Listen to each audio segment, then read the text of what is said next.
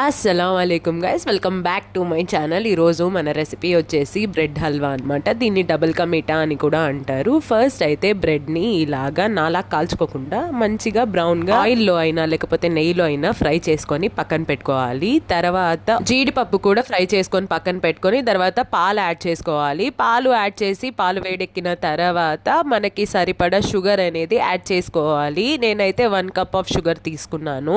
చక్కెర పాలల్లో బాగా కరిగి లైట్ గా తీగలాగా వచ్చిన తర్వాత మనం ఇందాక ఫ్రై చేసుకున్న బ్రెడ్ కూడా యాడ్ చేసుకోవాలి. నాలాగా మాత్రం అసలు తిప్పొద్దు, ఎందుకంటే బ్రెడ్ అట్లా కనిపిస్తూ ఉంటేనే డబుల్ కా మీఠా బాగుంటుంది. అండ్ మిల్క్ అనేది కూడా కొద్దిగా దగ్గరకు వచ్చిన తర్వాతే బ్రెడ్ వేయండి. నేనైతే అప్పుడే వేసేసాను కాబట్టి నాది కొద్దిగా స్మూత్ అయిపోయింది టెక్స్చర్. అండ్ ఇందాక పాలు మరుగుతున్నప్పుడే యాలకులు ఉంటాయి కదా, ఒక 4-5 అలాంటివి దంచుకొని వేసుకోండి. అప్పుడే వేసుకుంటే బాగుంటుంది అనమాట, మీకు కలిసిపోయి. ఇంకా ఫైనల్గా జీడిపప్పుతో గార్నిష్ చేసుకుంటే రెడీ అయిపోతుంది. టేస్ట్ అయితే బాగుంది, టెక్స్చర్ అయితే బాగాలేదు. అంతే. Video bye.